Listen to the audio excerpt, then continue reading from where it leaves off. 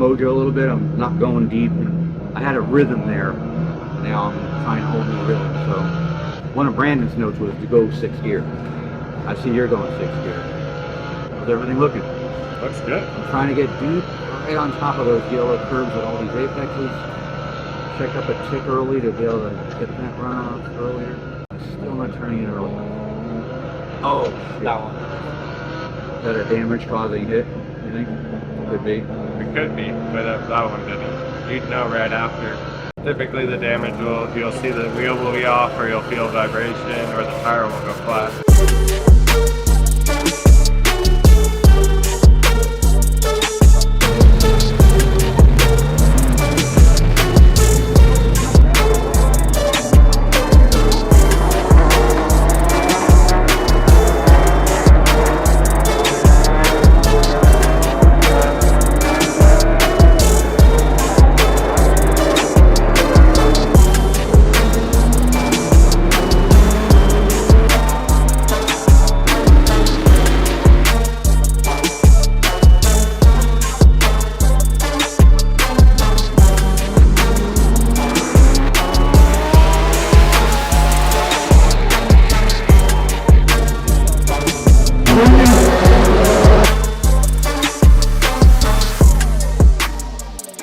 We're down a little bit in straight line speed. We have a bad cam sensor, so we already see Tom losing about 7 to 10 miles an hour on average in straightaways. So I thought he did an awesome job. It was really fun to watch. He held him off for about 5 laps. Really great racecraft.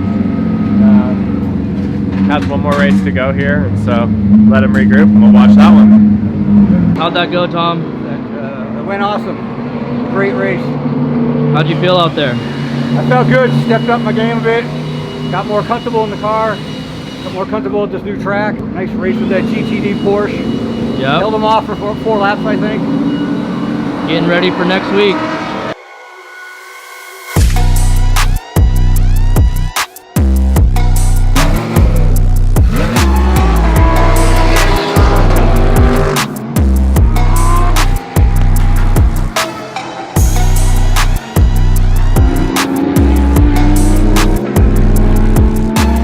Happened. Tom's out there breaking shit. Popped the tire. Check it out.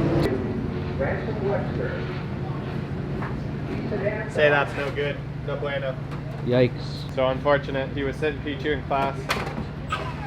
Right there with the chance at P1, but tire let go. You're supposed to keep the rubber on until you finish. Yeah. Should I have just stayed behind him or what? Because I know once I go to gas, I'm all over. You left way too big of a gap. On the start? Yeah, you need to trail up to him. You're too cautious. I was doing that intentionally because of the power I thought I was going to have off the line against him, but no. No. Okay. Bad plan. Yeah. If you have power, you want to be there so you can use it. That's some big stuff for me to figure out and gain. I have a feeling you're kind of limited by your car. So I don't think I'm that much better than you. That's pretty big. Just rolling 5 mile an hour faster through apex, and I'm committing throttle significantly earlier. This tells me I have more grip than you. It doesn't look like a driver induced thing, it looks like a grip. Stop feeling like you're over slowing it and just park it so that you get a good launch out of 8. Alright, that's what I'm not.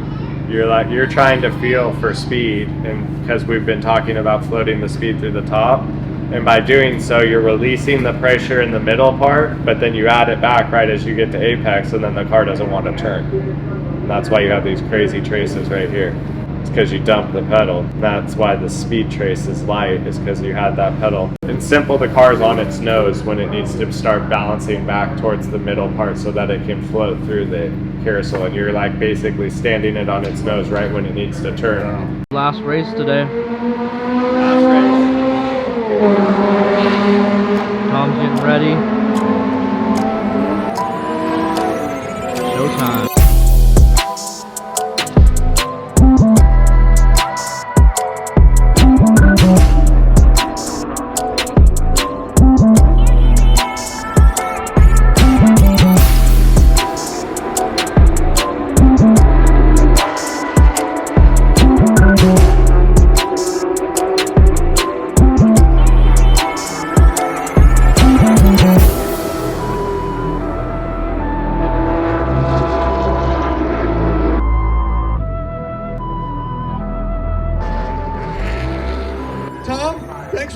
of International GT, first place in exhibition. Congratulations, and you know, it was a good day. Get out there, get some track time and run around and get some seat time in the car.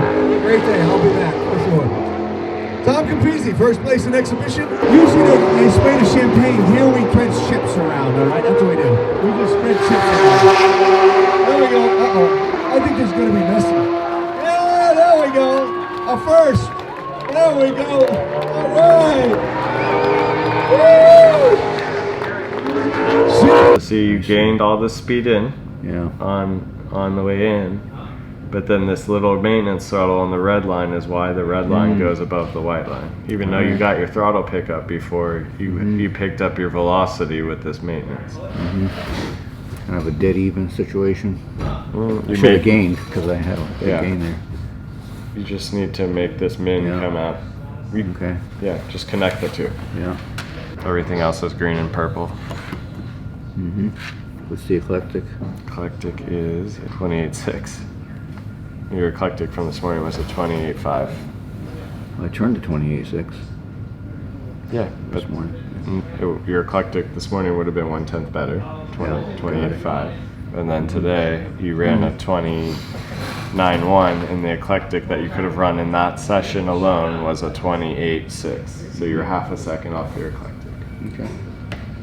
All right. So your consistency could be better. Yeah. Be a little more precise, yeah. Because if you lose half a second a lap, every 2 laps you're losing a second to the leader.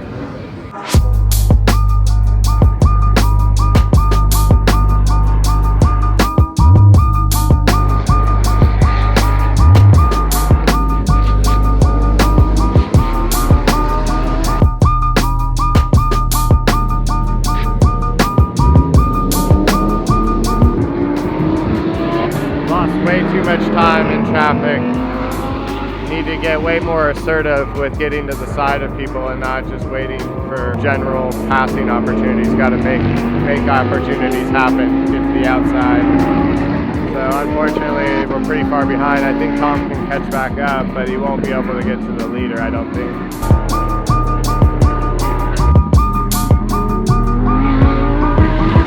How Tom's doing now? Tom drove good. We need to look at his assertiveness with traffic. I think that was the lesson today. We lost a lot of distance in traffic. So I feel like he probably had pace for P2, maybe P1 if we had started closer to them.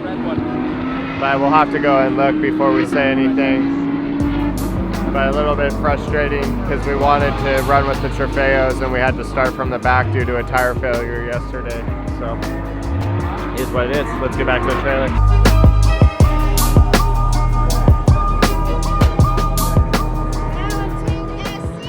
There was a lot of opportunity where you were just stuck behind someone where you should have gone to their outsides.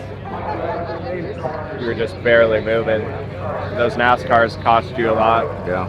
We'll look at it. Don't worry.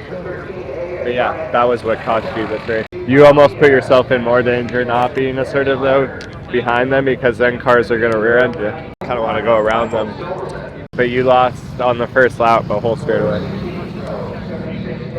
And you can do that? Drive by yourself? Yeah. So in Trofeo, if you don't have a co-driver, you can drive by yourself. It's 3-second penalty. So when we all come in to switch drivers, they come in too. They stay in the car and they just take an extra 3 seconds of penalty time. Usually the race will go first full course caution and restack up, so it doesn't really affect them, but under a green flag it could cost them 3 seconds of track position. I've had guys not, if you're too far away from them, they don't even know you're there, and that's worse. I thought hugging them is always best, like going into turns. Usually you get door to door, you want to hug them so they see you. Everything's a little situational, and I'm just saying in that situation, I think you buying yourself room would have made him not feel like what was happening for him is he's like, I gotta move, I can't lift, and so he moved left, right? And the only thing you can do in that situation is give them as much room as possible, right? Yeah. But I see the point that we do coach is closer distance is typically better. I was nervous as it was that this guy didn't even see me at all. I was worried he was gonna just like turn into me because I don't know who I'm racing with. I got in his mirror like this. He should have seen me clear, right? And then Well, what does it is being unassertive with the forward momentum. Like, you get to him here. I would have been by him in 11, no doubt. Like, right here, you should have been able to read that you're faster through there. Right? Just go inside hard. I would have just gone, yeah. I would have backed this up and beat him to power. There's no way that that thing's faster than this in a straight line and gone there. Yeah. I've done that. But that would have eliminated this whole situation. Yeah. That's what I'm saying, is if you're not assertive with forward momentum, you get people thinking that they're faster than you, and that's what you did there. If you're very assertive and when you catch them like they're standing still, and when you get there and you do it immediately, they're just like, holy right? But it's when you do these hesitant things that they think that they're as fast. Yeah, I've done a lot of this left side, other passes. I just didn't do it with him. But I mean, you either check up at apex or you literally get right to his bumper, right? So you checked up early here because you're afraid of hitting him, and you didn't get close enough because you were timid, and then it ultimately creates this awkward gap that's now harder to close in passing. See what I'm saying? So get right to them. Don't be timid on that. It's a bitch. Delete that. I don't. You guys keep that here. No, man, drive. It's fun. I'll take one. You want to keep one? Let's hear the good stuff. You outbroke me by... Okay, turn the camera back on. 871, roughly 80 feet. Holy cow. From what session for you? That was my best ever lap here. Well, so that was you, the red, that was me, the green, and that's you today in the white.